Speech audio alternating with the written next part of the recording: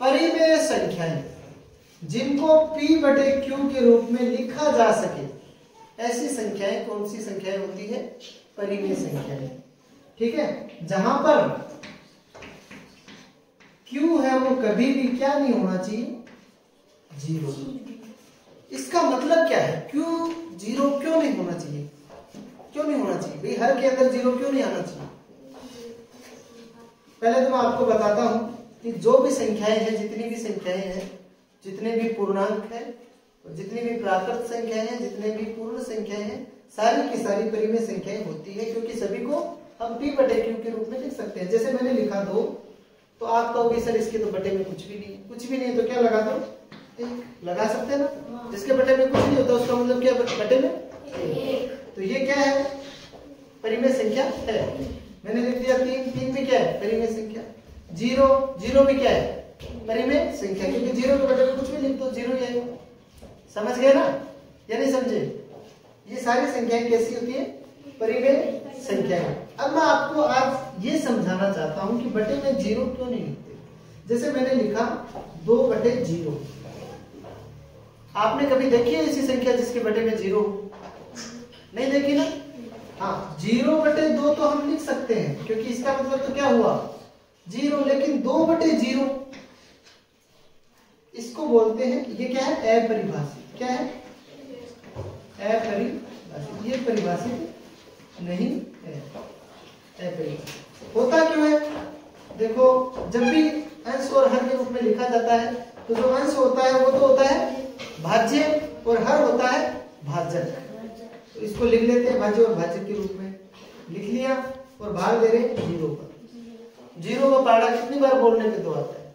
कितनी बार बोलने पे? मान लो 1 बार बोल दिया हमने तो भी क्या आएगा? 0। उतार लिया, वापिस 2 आ गया। अब मान लो मैंने 2 बार बोल दिया, 0 को इसको गुणा कर रहे हैं ना, 0 को 2 से गुणा किया 0, फिर आया 2। मान लो 3 से कर दिया, फिर भी क्या आएगा? 0, 2। तो ये क्या क्या कभी ऐसे पूरा होगा? ये इसका तो कोई अंत ही नहीं, कोई अंत नहीं है। इसको हम परिभाषित नहीं कर सकते। ये इधर चलता जाएगा, कितने से भी गुणा करते जाओगे उधर वापस 2 का 2 शेषफल बचता जाएगा। इसलिए ऐसा होता है कि बटे में 0 हम नहीं लेते। समझ गए ना भाई? किसी भी संख्या के बटे में 0 आएगा तो उसको हम क्या कहेंगे? यह है अपरिभाषित। क्या है? अपरिभाषित। इसका कोई अंत नहीं है, चलता जाएगा। समझ गए ना? तो इसलिए बटे में 0 नहीं लेते। और 0 में किसी का भाग दे रहे हैं, जैसे कि अब देखो 0 में हम देते हैं 2 का भाग, तो क्या होगा? 0 आएगा भाज्य के रूप में और 2 आएगा भाजक के रूप में। ठीक है, इस कॉन्सेप्ट को समझ लो। आपका जो टूटे भाग की 0 आता है ना, वो भी समझ में आ जाएगा कैसे आता है।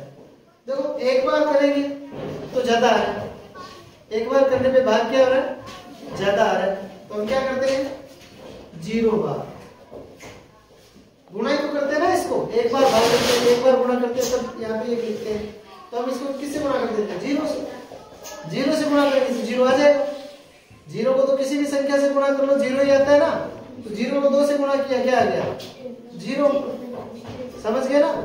जो अपना कॉन्सेप्ट है ना टूटे भाग की 0, वो भी ऐसे ही लगता है। ये संख्या छोटी है और ये भाजक है वो बड़ा है, तो हम क्या करते हैं? 0 से गुणा कर लेते हैं। क्या कर लेते हैं? 0 से गुणा। 0 से गुणा किया तो ये हो गया 0।